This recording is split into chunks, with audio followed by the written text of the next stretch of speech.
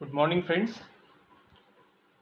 Uh, in today's session, we have to study the macros. In previous section, we already learned about the stacks in assembly language. So here we need to understand the concept of macros, which are generally used in the assembly language programming.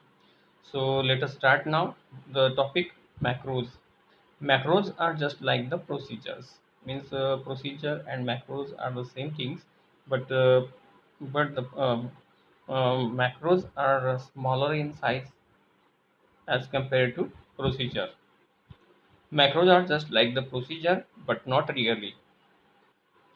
But sometimes it is different from the procedure. Macros look like the procedures, but they exist only until your code is complied. Okay, macros look like a procedure, but they exist only until your code is compiled. After compilation, all the macros are replaced with the real instruction. Means macros are look like the procedure. म्हणजेच macros हे procedure सारखे दिसतात, परंतु but they can exist until the code is compiled. म्हणजे त्यांचं अस्तित्व कुठपर्यंत असते की जोपर्यंत कोड आपण कंपाईल करतो आणि after compilation all the macros are replace with their real instruction. आणि कंपायलेशनच्या नंतर सगळे जे मॅक्रोज आहेत ते रिप्लेस केले जातात real इन्स्ट्रक्शननी. If you declare a macro and never use it in your code, compiler will simply ignore it. जर तुम्ही एखादा मॅक्रो डिक्लेअर केलेला आहे आणि त्याला कधीच यूज केलेलं नाही कोडमध्ये किंवा प्रोग्राममध्ये, त्यावेळेस कंपायलर काय करेल? कंपायलर त्याला सिम्पली इग्नोर करेल. EMU8086.inc is a good example of how macros can be used. तर EMU8086.inc हा एक चांगला एक्झाम्पल आहे की त्यामध्ये आपल्याला शिकवलं जातं की कसे मॅक्रोज तयार करायचे.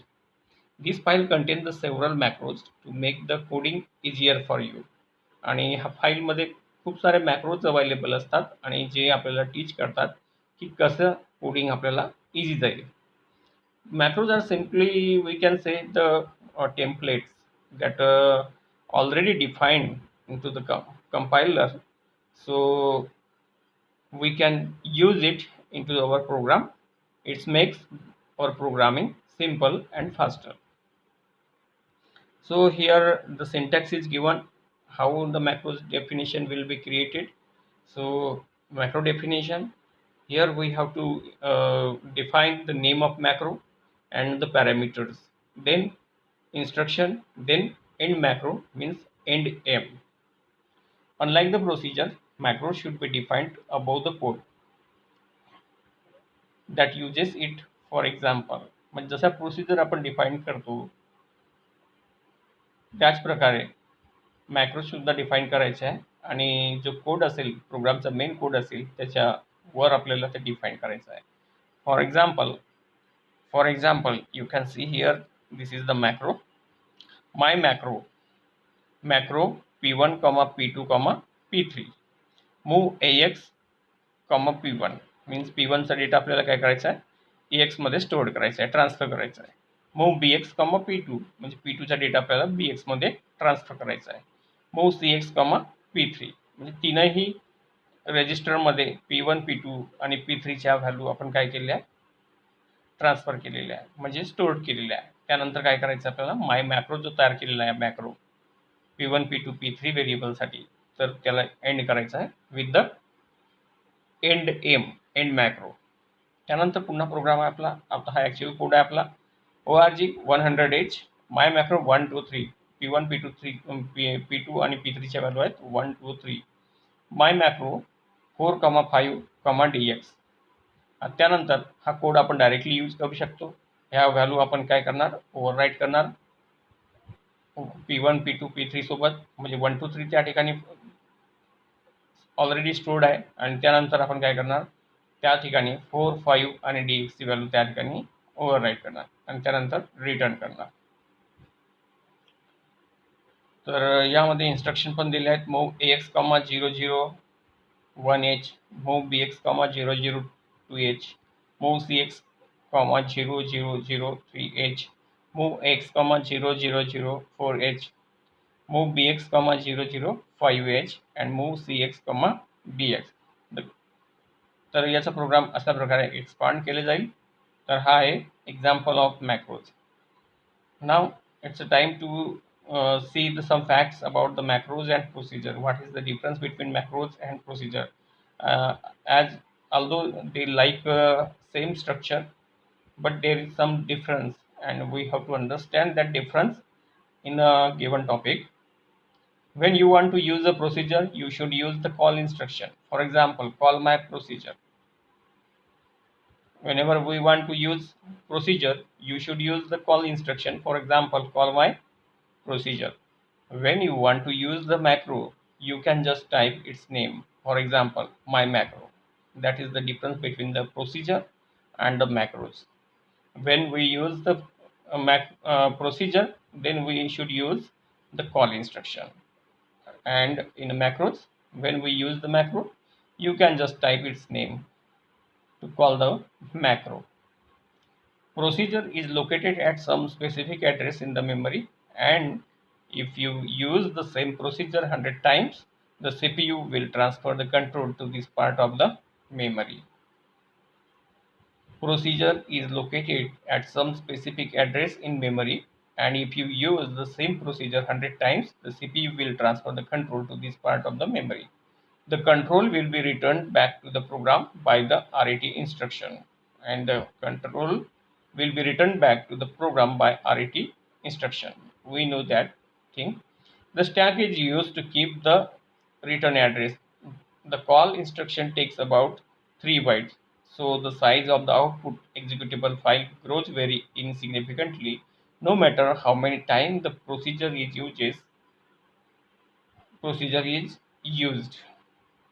here we can see the difference between the procedure and stack. In a stack, we use the call instruction as well as return instruction. The stack used to return the address, and the call instruction take 3 bytes. So the size of output executable file grow very insignificantly, no matter how many times the procedure used. Means we can use the procedure number of times, and also return that instruction number of times. So in the next part, macro is expanded directly in the program code. There is no need to call the instruction. So if you use the same macro 100 times, the compiler expand the macro 100 times. If you use the same macro 100 times, the compiler expand the macro 100 times, making the output executable file larger and larger. Each time all instruction of macro are instruction. Means every time macro will store the new value, means it get the file larger and larger, and each time all instruction of macros are inserted. Every time you can insert the data in macros, no matter how many times you run the macros. And running macro is a very simple method, and there is no need to call any instruction. You can just call the macro, and you can just use that code into our program. You should use the stack or any general purpose register to pass the parameter to procedure. Whenever we want to pass the parameter to procedure, you should use the stack or any other general purpose register. To pass the parameter to macro, you can just type them after the macro name. For example, my macro 1, 2, 3. To mark the end of macro, end m directive is enough. Okay. To mark the end of procedure, you should type the name of procedure before the end procedure directive. ENDP directive. If we want to end the procedure, we have to use ENDP directive, and to mark the end of procedure, you should type the name of procedure. There is a need to type the end of procedure, but in macros, at the end em directive is enough. We don't need to insert the name of that macro. Macros are expanded directly in code. Therefore, if there are label inside the macro definition, you may get duplicate declaration. Error when the macros is used for twice or more to avoid such problem. Use local directive followed by the name of variable, comma labels or procedure names. For example, the example is given here. My macro 2, macro, local, label 1, comma label 2. CMP means compare, AX, comma 2. It's compare the bit of 2 with the AX register. Then JE, label 1, CMP, AX, comma 3, JE, label 2, and label 1. INC, AX, label 2, add AX, comma 2, then end macro. This is the code we write, macro code we write about the code as like a procedure. org 100h, my macro 2, my macro 2. Here we call the macro 2 times, then return. If you plan to use your macros in several programs, it may be good idea to place all the macros in a separate file. If you plan to use the macros in several programs, then it may be good idea to place all the macros in a separate file. Place that file in INC folder and use include file name directive to use the macro. See the library of common function in emu 8086.inc for an example of such file.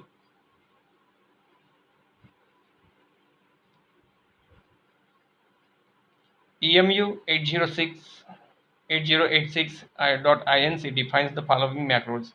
There are several macros are there. Out of some are given here. First is a putc char.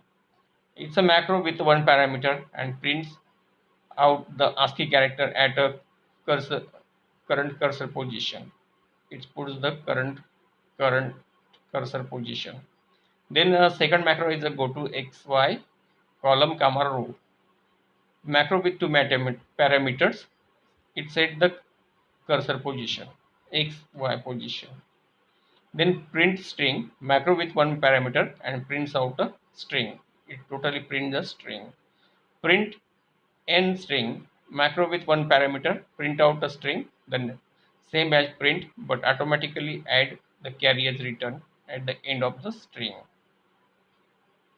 Cursor off turns off the text cursor, then cursor on turns on the text cursor. These all the macros we are generally defined uh, in the emu 8086.inc section. To use any of the above macros, simply type its name somewhere in your code, and if required parameter, for example, that is the example org 100h print hello world and then go to xy, then put 65.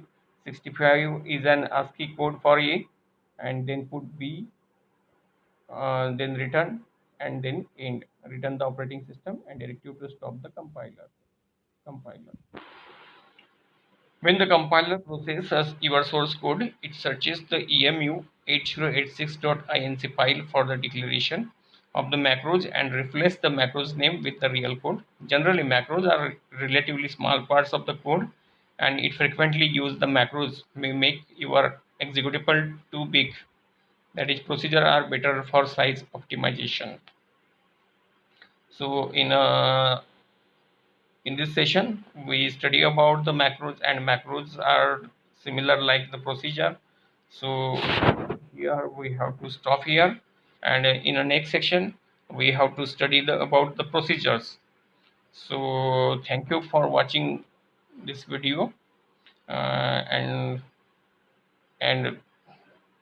also watch the next lecture, that is the procedure.